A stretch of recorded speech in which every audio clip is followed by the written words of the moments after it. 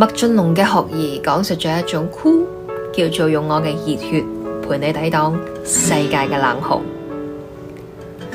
很想做誰的風兒，誰陪誰迷路，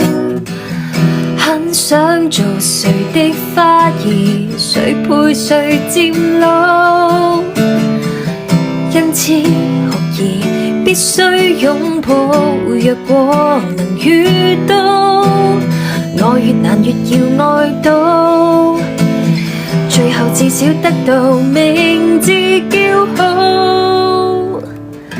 很想做誰的寵兒，從來難成熟，